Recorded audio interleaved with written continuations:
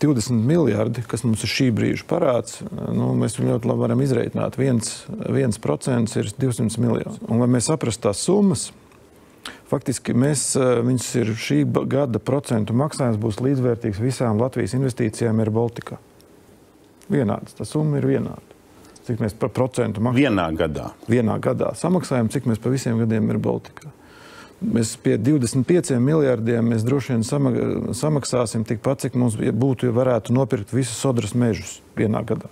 Galvenais ir nošķirt no tām investīcijām, kas rada jaunu vērtību, no tām, kas nodrošina tikai to, ka mēs uzturam faktiski sistēmu. Un tā pareizi, un tāds interesants teiciens ekonomistiem ir faktiski turi badā nākotni, lai pabarotu tagadni.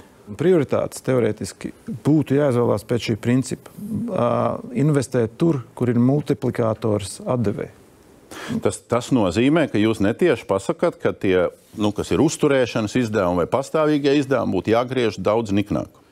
Viņu, teiksim tā, griezt izdevumus pēc, teiksim tā, vienāda principa visiem, tas nozīmē, teiksim, visus ārstēt, teiksim, motoru remontēt ar āmuru. Vienmēr visus remontēt ar āmuru.